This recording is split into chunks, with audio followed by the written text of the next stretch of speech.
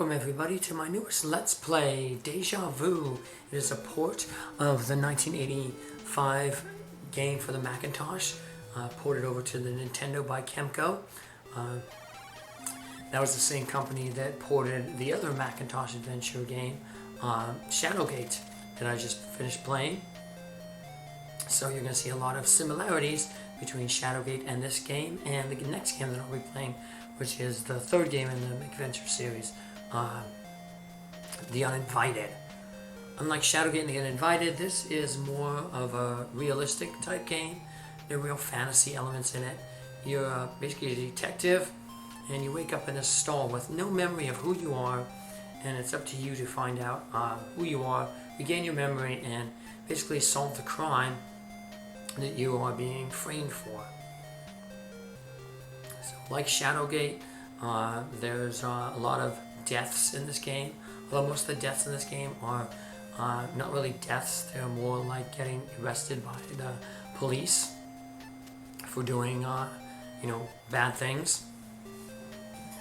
So unlike Shadowgate, we also do not have the select button to give us a hint, but that's okay.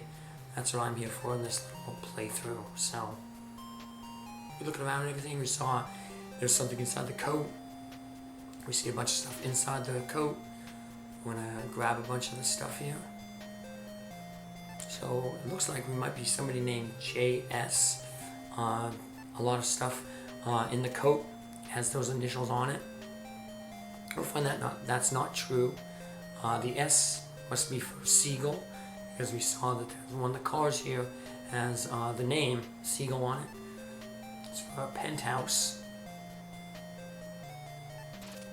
Now, one clue that we're not J. Seagull is the sunglasses. If you take the sunglasses, try to put them on, they're too big for you. So obviously, they're not yours. So grab those coins. They're quarters. They'll be useful for buying some items, such as like a newspaper, extra bullets, but mainly we're going to use them for fares to get between different places. In this game, we'll end up getting out on the street eventually, and there'll be taxis. You can take the taxis to different places. So in Shadowgate you had spells. In this game we're going to get addresses, and those addresses are like the different locations you can go to. In order to get to them, you go to a taxi, pay the fare, and they'll take you to a new place. So we'll be visiting a lot of different places as we solve this mystery. So we got a gun 1 there. There's 3 guns in the game, you only need 1. And speaking of 3, you notice there's 3 bullets inside that gun. That'll be really important. You only need 3 bullets in the game. There's 3 things that you have to shoot. There's a few other optional things that you can shoot, but luckily there's different places to get extra bullets. There's a gun shop, and then eventually you'll find your office, and there's an ammo case in there where you can get bullets. So you're in the men's restroom. If you try to leave before looking in the mirror, the game won't let you. So I'm just examining a whole bunch of stuff here, by examining the mirror. You see yourself in the mirror, and once again we realize we have no idea who we are. Unfortunately, looks like kind of a medicine cabinet there, but it's not. It's just a straight mirror. You can't break the mirror. I was saying you can't turn on the sink either. You will have to use the sink though in The Uninvited, the next game that I'll be playing. As you're out the hallway, you got the women's restroom here on the left. You don't have to go in there, but I will be going in there. There's a lot of places in this game that you don't have to go, a lot of things you don't have to do, but I'll of course be doing them just to show everything off, kind of like how I did with Shadowgate. So I went head into the women's restroom, examining everything, just to get a feel for, I just like to read the descriptions of stuff, enjoy the writing that somebody did. Speaking of writing, it's been a week since I finished Shadowgate.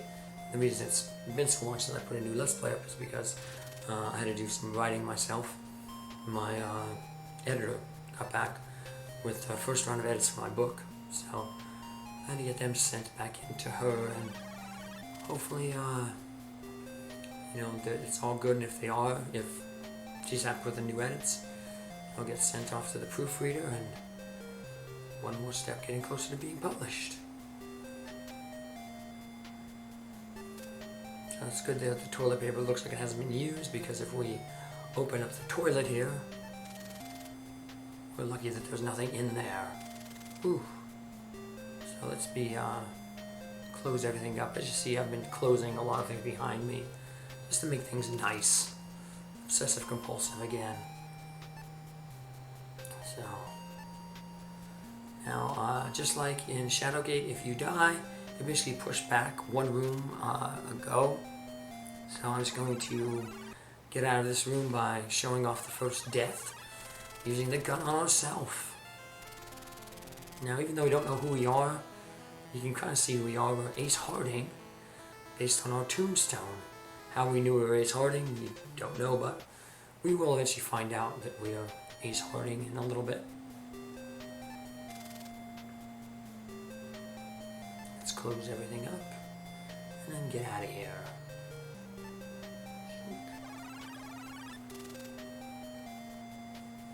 You can close doors behind it that ain't necessarily on the screen by going to the move section. We close everything out. We open the thing. Close the door on the left. Close the door behind us. Dunk. And now let's head into the last open door here.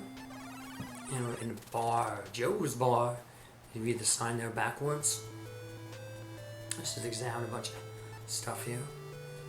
See, the door is locked. Can't open it. We can't open that door over there though. And we will. We're not going to go into that room over there. We'll be going in there a little bit later. The wine cellar. Sounds like a good place to get a drink. Speaking of getting drinks, if you want, you can take this glass of seltzer. It's pointless to do, but I'm going to take it and just drink it to once again show off the flavor text. You may have seen that a little earlier. I took the gum out of the coat pocket. Used that on myself just for the flavor text. Luckily we can leave that bottle right where we found it, or the glass where we found it, so we don't have to worry about it clogging up our inventory. Like Shadowgate, there'll be places where we can get rid of things to unclog our inventory. The lighter that we found in the coat pocket, we didn't take it out of the coat pocket, but you can use that to burn like paper items that you don't need anymore. And actually getting rid of items is going to be important, because we're going to see that we're basically framed for a crime, and it'll be important for us to get rid of the evidence that links us to that crime. So we have some boxers, including one that looks like us. This is where we actually get our name, Ace Harding. However, it doesn't ring a bell. Head on into this door here. The reception room or secretary's office. Look at this door here, it's locked, but remember the key one, when you examined it, it said there was its key said office to it. So we'll use the key one then to open that door over there. Just examine everything here. We've got a typewriter, an old rotary phone. This game takes place in 1941, December. You can tell because later on there'll be a newspaper you can buy with a coin, and when you open that newspaper and read it, the headline is that the Japanese bombed Pearl Harbor, so it gives you a time frame of when the game is taking place. And here we have a bill. It's important that we look at this bill, because in looking at bills and looking at different items, you'll get addresses. Like I said, later on you will get to a point where you'll be outside on the street, you'll be able to take taxis, and taking if you know an address, you can say that address to the taxi cab driver, and they'll take you to that place. So That's our first address, which is Joe's Bar here. Hear that? J. Siegel is Joe Siegel. We'll find out a little bit later. Let's head on into this office. And we can see quite a surprise there. A dead body slumped over the desk. And if we examine that dead body, we're going to see something that kind of, I guess, maybe ties us, makes us think that we killed that person. Because remember, our gun had 3 bullets in it. It's a 6-shot revolver. This guy has 3 bullet holes in him, so that would account for the 3 missing bullets. Also, when you notice that you examined him, you kind of felt something in his pocket. So let's open the desk. We'll also open his pocket. Key 3. I'm going to take both of those things. Key 3 said front. That'll be the key that will open the front door at the bar. Remember, it was locked when we were down there. Now let's open this guy's pocket. And we get another key in here. Key number 2. It has a Mercedes-Benz logo on it. And I totally forgot that I would examine the key, so I do it again here. We will see a Mercedes-Benz a little bit later. There's our clue to use the key on it. Close the desk, close this guy's pocket. And we'll open up this window to go out into the fire escape. And from the fire escape, we can go up to the 3rd floor or on the 2nd floor. We can go back into the office, or we can go down to the ground level. I'm going to go down to the ground level, but you're not really supposed to go down to the ground level. What you really do is go up. So I'll be meeting you back here, but I want to show some things off by going down to the ground level. If you go down to the ground level, you can run into this mugger. And there's a lot of things that can happen with this mugger. So, he wants all our money. Now, if you try to like hit him, or like examine him or something, he will knock you out. And he will take all your money. And that includes your coins. So he took your $20 bill and your coins. Now, another death you can get here is you can't hit him, but you can shoot him. Unfortunately, that will result in the cops arresting you, which is basically like your death. It's a game over. And yeah, the cops show up really quickly, because actually, if we go out in the street there, the cops, the police station is just a few doors down, a few rooms down. So yeah. Well, you get convicted of 1st-degree murder and sentenced to death. So what else can we do with a mugger? Well, you can give him the $20 bill. Well, you can give him a coin. I'll do that next. Give him the coin, and he's like, you're holding out on me, and he basically knocks you out and takes your coins and your $20 bill. Now, I jumped a little ahead of myself there. You can use the $20 bill on him. And if you get to him, then he just will let you go. And he won't take your coins. Now, you're going to need a lot of coins to complete the game. But if you lose all your coins here, it's okay. You can find coins a little bit later on. I'll show you where. But here we're back up onto the fire escape. I'm actually going to head up to the 3rd floor. This is where we want to go. Examine a few things here. Through that window. And looks like there's a chair in that window. So let's go and examine that chair. Inside this room here, we can get some more stuff. One of the things will lead to our death, and I'll of course show that off. An actual death. So let's just examine everything around here. Got a bunch of medicine, sodium pentanol. It's empty though. Bedrazine. There's some diethol something. That one's also empty. So you can't take any of the empty bottles. You can try to, but it'll basically say like, there's no use in doing that. You can take the bottle 2 though, which we will. You also want to take these capsules. Apparently in the Macintosh game there were needles. Basically, like to regain your memory, you had to inject certain drugs, but I guess with intense censorship, they took that out and basically make you put medicine in capsules and then take the capsules. Close the wastebasket here. Close the window. We'll open up the elevator by hitting the button.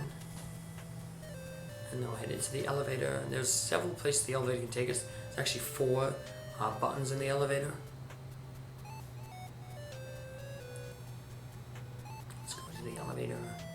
Then I'll come back and take that medicine and show you another death. But you can hit the different buttons. We're already on the 3rd floor, so if you press the top button, well, we can go nowhere. So I just wanted to do that to show things off. Remember, when you die, you get put back 1 room ago. So now I can head in this room here. I can take that medicine to the, use that medicine on the capsules. And then take the capsule and that will, the measures in. Let's use the capsules on ourselves. Like I said, this is an actual death, just like using the gun.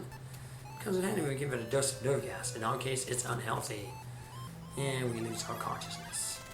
So like I said, this will put us back into the elevator. And we'll actually do a few more things in the elevator. I'm going to show things off here. You want to basically go to the 2nd floor. But before I do that, I'm going to go to the 1st floor. That will take us to a hidden casino. There's another way to access this casino. And I'll show that off in the next episode. I just wanted to show you all the places in the elevator go. And we'll end up back in this hidden casino later on. Hitting the basement button, the bottom button. For some reason that takes us down into the sewer. Now the sewer is one of the places where you can get rid of items. If you wander around the sewers though, sometimes you'll come across an alligator. And I'm going to show that off here. And it's a good thing, like I said, I saved in that elevator before. Because if you run into an alligator, it basically means death unless you shoot it. But if you shoot it, then you're going to have to find an extra bullet, because you need those 3 bullets to open locks and stuff and to shoot somebody. So here's an alligator. If you try to do anything other than shoot the alligator, well, then it is going to eat you. Let's just try to hit the alligator. Oop. It ate us. And like I said, what you really want to do is you want to use your gun on the alligator. But I'll just be, of course, reloading the game from that save in the elevator, so I don't waste a bullet on the alligator. Like I said, there's other places we can get bullets, but it's to save time, so. So let's hit the bottom, second bottom button from the top. That'll take us to a secret elevator shaft in this guy's office, where the dead guy was. So we're back in this room here. Let's go down to that wine cellar. I don't want to close the doors behind me because we're going to have to come back. We saw there's that combination safe in there. We're going to come back later into that room when we have a combination for that safe. Here we're back in the main entrance of the bar. We can use the key 3 on the door, and there's a car outside there. That's actually the Mercedes-Benz the key 2 goes to. We're not going to head outside yet. We're actually going to head in here, to this room here, the wine cellar. And this is where we'll pick it up in our next episode. Take care, have a good one, thanks for following along. Bye.